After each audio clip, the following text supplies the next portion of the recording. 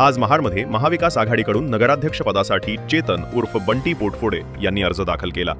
शिवसेना उद्धव बाळासाहेब ठाकरे गट, राष्ट्रवादी काँग्रेस शरद पवार गट आणि काँग्रेस या तिन्ही पक्षांच्या संयुक्त शक्ती प्रदर्शनात पोटफोडे हे महाडच्या सर्वांगीण विकासाचा निर्धार व्यक्त करताना दिसले। अर्ज दाखल केल्यानंतर पोटफोडे यांनी माजी सत्ताधाऱ्यांवर थेट टीका केली। वर्षानुवर्ष सत्ता उपभोगूनही विकास शून्य आणि आता पुन्हा हात जोडून मतांसाठी धावपळ करत असल्याचा आरोप त्यांनी केला। तर प्रशासकीय काळात कोट्यावधींचा निधी आणणाऱ्यांनी केवळ घोषणा केल्या होत्या, पण शहरात त्याचा मागमूसही दिसत नसल्याचेही त्यांनी सुनावले। अर्ज दाखल करण्यापूर्वी शहरातून भव्य रॅली काढण्यात आली। यावेळी आघाडीचे जिल्हा व स्थानिक पदाधिकारी तसेच मोठ्या संख्येने कार्यकर्ते उपस्थित होते।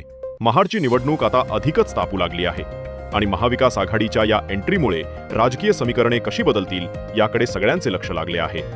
खऱ्या अर्थाने या महाड शहराला ज्या सर्वांगीण विकासाची गरज आहे अशा अनेक मुद्दे घेऊन मी या नगरपालिकेच्या निवडणुकीला सामोरा जात आहे। आपण बघितलं की महानगरपालिकेची सत्ता अनेक वर्ष ज्यांनी भोगली ते आजही हात जोडून विनंती करतात की आम्हाला एकदा सत्ता द्या, आम्ही हे करू, आम्ही ते करू। लोकांनी त्यांना नाकारायचं ठरवलंय।